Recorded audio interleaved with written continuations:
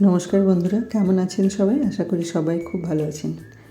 আজকে আমি যে মাছের সর্ষে দিয়ে রেসিপিটা দেখাবো, মাছ ভাজা নিয়ে থেকে শুরু করে পুরো রান্নাটা হবে 1 চামচ তেলে।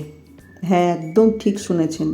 এই যে এইটুকুনি তেল দিলাম, ব্যাস এইটুকুতেই পুরো রান্নাটা হবে। প্রথমে মাছ দুটো ভালোভাবে নুন হলুদ দিয়ে মাখিয়ে নিলাম। বেশ বাম্পার সাইজ আছে, দেখুন। এই মাছ দুটো রান্না হবে ওইটুকুনি তেলে, তাও আবার ভাজা শুদ্ধ। খুব ভালোভাবে ধোঁয়া ওঠা পর্যন্ত তেলটা গরম করতে হবে। তেল কাঁচা থাকলে মাছগুলো নিচে লেগে যাওয়ার ভয় থাকে। যদি কখনো এরকম হয় যে নিচে লেগে যাচ্ছে, মাছগুলো ঠিকঠাক উঠছে না, ওপর থেকে একটু লবণ ছড়িয়ে দেবেন, মাছগুলো উঠে যায় তাড়াতাড়ি। একটু সময় নিয়ে রাখবেন, লবণটা ছড়ানোর পর উঠে যাবে। মাছগুলো ভাজা হয়ে গেল, মাছগুলো তুলে নিলাম। আপনি ভাবছেন কড়াইয়ে তেল কোথায়? এবারে রান্নাটা কিসে হবে? এই যেটুকু তেল আপনি কড়াইয়ে দেখতে পাচ্ছেন, একেবারে ওইটুকু তেলেই আমার পুরো রান্নাটা হবে।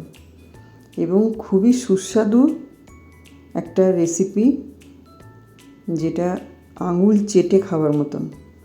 এই যে এইটুকু তেলটা দেখতে পাচ্ছেন, এই তেলের মধ্যে আমি দিয়ে দেবো কালো জিরে ফোড়ন।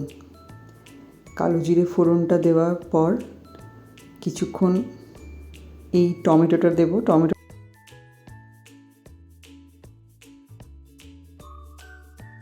ছোটোর থেকে একটু সাইজটা হয়তো বড় হবে, দুটো মাছ তো।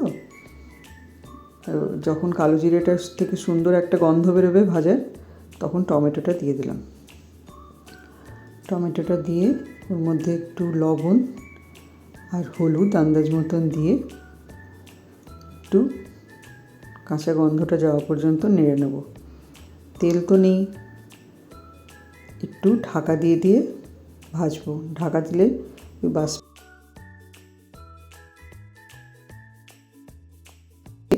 লেগে যাওয়ার সম্ভাবনাটা কম থাকে। একটা চেরা কাঁচা লঙ্কা দিলাম, একটু জল দিলাম।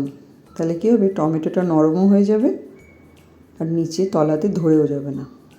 আবার গ্যাসটা সিম করে ঢাকা দিলাম। এদিকে যেটা সর্ষের গুঁড়োটা ভিজিয়ে রেখেছিলাম ঈষৎ উষ্ণ গরম জলে, সেটা আরেকবার ভালোভাবে ঘেঁটে নাড়িয়ে নিলাম।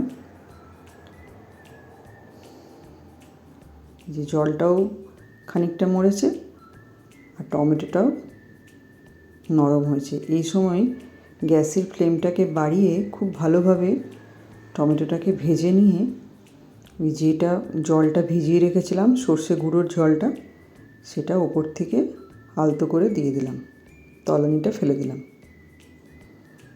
এটাকে ভালোভাবে মিশিয়ে নিয়ে আরও আমি টেস্টটাকে ব্যালেন্স করার জন্য একটু মিষ্টি দিলাম। আপনারা দেবেন, দেখবেন খুব সুস্বাদু হয় খেতে।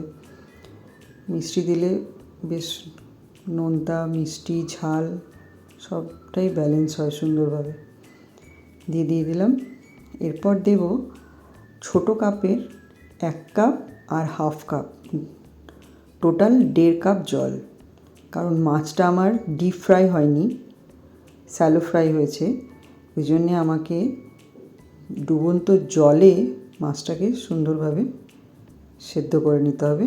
একদম গ্যাসটাকে সিম করে যখন জলটা ফুটে উঠবে তখন মাছগুলো দেবো, এখন দেবো না কিন্তু। আবার আরেকটা কথা বলি, এখন যে সর্ষেটা ভাজলাম, খুব বেশি ভাজবেন না কিন্তু, তাহলে না তেতো হয়ে যায়। সর্ষে খুব বেশি ভাজে না, একটু কাঁচা গন্ধটা চলে যাওয়ার পরেই জল দিয়ে দেবেন।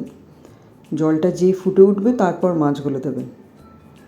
দিয়ে গ্যাসটা সিম করে ঢাকা দিয়ে দিলাম এই 5 থেকে 6 মিনিটের জন্য। ঢাকাটা খুললাম, দেখুন জলটাও খানিকটা মরে গেছে, মাছটাও সুন্দর সেদ্ধ হয়ে গেছে।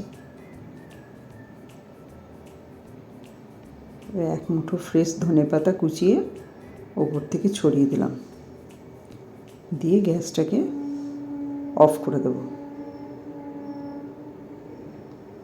ব্যাস, আমাদের মাছের ঝাল দেওয়া রেডি। দারুণ খেতে হয়েছিল। যেরকম দেখতে সুন্দর হয়েছে সেই রকমই খেতেও হয়েছে। কতটুকুনি তেল লাগলো দেখলেন? ওইটুকু তেলে কিন্তু পুরো রান্নাটা হলো, এবং মাছ ভাজা শুদ্ধ।